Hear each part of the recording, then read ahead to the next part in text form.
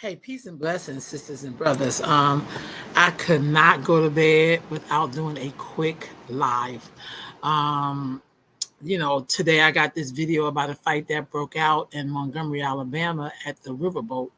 I want to first, I think sometimes we skip over history, but let me show you this. I love the Lord.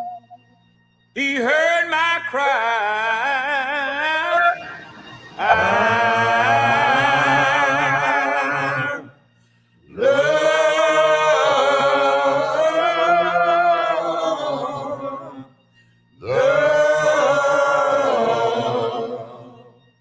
Lord. He heard my cry, and he pitied every groan,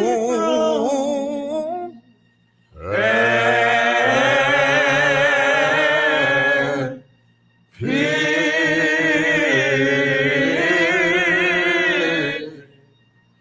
every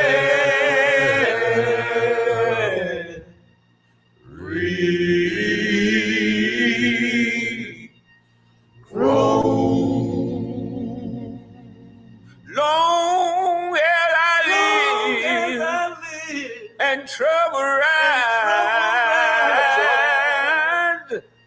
long as I live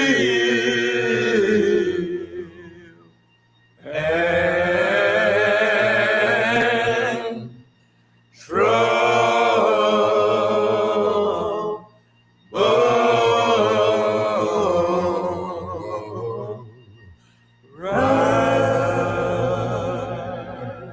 I'll hasten to his throne. His throne.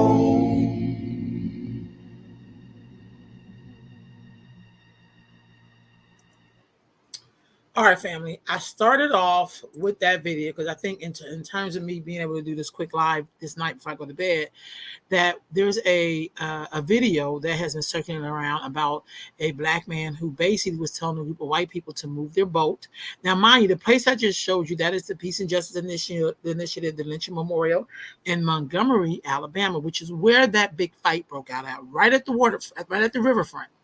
And so when you go to that piece, and the whole place itself is the whole thing, like the middle of that town, and you go downtown, the middle of it is where they had slave auctions, like the all piece of it connects to slavery.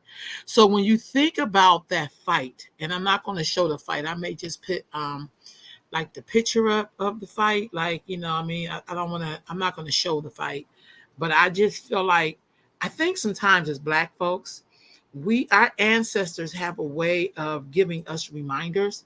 See, if we don't study that if we don't go to that Peace and Justice Initiative to really learn firsthand of what happened in slavery and how we were treated, and all the systems that were put in place to keep us enslaved. This the fight that took place today, where they tried to jump a black man. And I tell you, black folks came out the woodworks to help this brother fight all of these white men that were jumping him. That took place not far from that lynching memorial. And so one of the things that just irked me in my spirit is that, these years later, it's the same system that we're in. And then you still have white people thinking they can still do the same thing they did all through slavery, all through Jim Crow, all the way up to now. I don't know what possessed these white people, but I can tell you this. If you go to that lynching memorial and see the characteristics and how it wasn't just a system, but there were white people backing up the system. See, white supremacy can't work unless white people participate.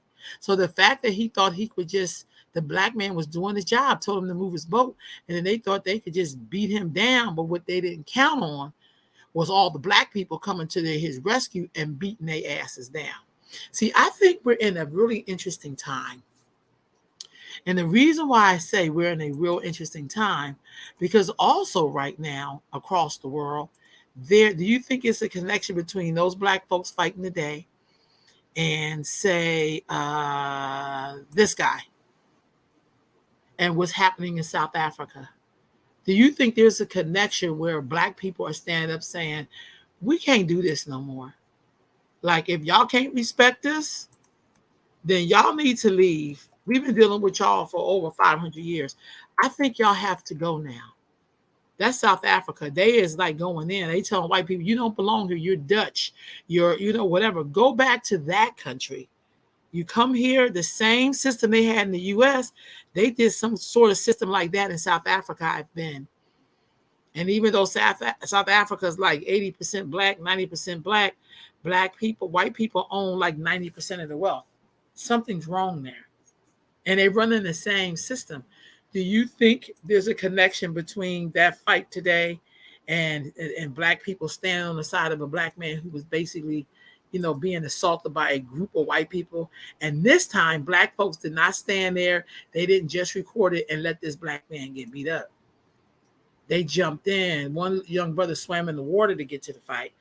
I think, y'all, that it's kind of safe to say that the gig is up. Okay, the gig is kind of up. I'm trying to show you some of these black leaders. I got them up here like this. Do you think it's a link between that fight today, what's happening in South Africa, and what's happening in West Africa? Because we all have our own fights with white supremacy. Some people want to stand up for their government and tell the West, France, the United States, or whoever, get the hell out of here because y'all been oppressing us for hundreds and hundreds of years, and we think we could do it ourselves. We have our own resources. And today, because it's all of these are levels of fighting these systems, rather, or people who are in the system.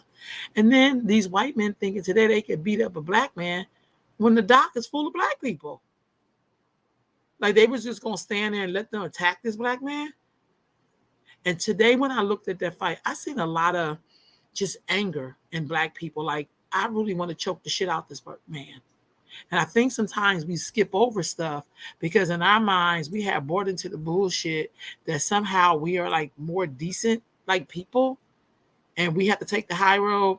But the truth of the matter, no freedom has ever come with people doing diplomatic stuff. No freedom has ever come to black folks. No freedom. No freedom. I'm not talking about passing a law. I'm talking about when you get to govern your land. Even when Africans were trying to fight to get their land, they had to physically fight. The white man did not turn it over and say, hey, Francis, I'm going to get this back to you. These people are still paying to free themselves. I want y'all to understand the linkages. Everybody's fight is a little different. For some people, we have to, in the U.S., we have to shake off the shackles of thinking, being prideful and letting white people do all kind of shit to you because you love them as much as you love yourself. No, it's a survival of the fittest out here. And just like those white people at the lynching memorial, the white people that the lynching memorial was talking about, who lynched people, took pictures of people's dead bodies. Like, if you haven't been there to Montgomery, Alabama, please go. Take your family. This place is incredible. I go every year. So, y'all, all I'm saying, liberation is not going to look the way we think it's going to look, but we deserve it. We deserve to be liberated as well. It's not just looking over at Africa. I'm talking about here in the U.S. Some of our liberation is us standing up for each other. Some of our liberation is calling white people to the carpet. And no, they don't get to not wanting to feel uncomfortable because the way they continue to do us is just as hideous because it comes from a hideous system that they ran here for 400, 500 years. So I just want to say that I think this is connected to all the things that are happening around the world where people are really sick of white people's mess and bullshit. I think people are really sick of the madness. And so, you don't get to just jump on a man and talk to him any old kind of way. You think we in slavery some goddamn time. Because when I watched the video of the white man in the beginning, that's what it reminded me of. It reminded me of slavery. where the white man can just come up to you, smack you, nigga do this, nigga do that. You know what I'm saying? But this dude was like, oh, hell no. When he threw his hat up in there and started, well, then they tried to jump his ass. And then all the black people came, which is how it's supposed to be. I grew up in eras where black folks showed up for each other like that. They didn't show up with a camera and then go analyze the tape and talk about revolution. No, revolution it requires action. So I want to say big up to those black men and black women who came to that brother's rescue. And y'all, it's about time for us to lock arms. We can't let people treat us any old kind of way. Those days have to go. But if you're in Montgomery, Alabama, please go to that lynching memorial. Because when you watch this fight, you're going to watch it from a different lens. All right, family, I don't want to talk too long. Good night.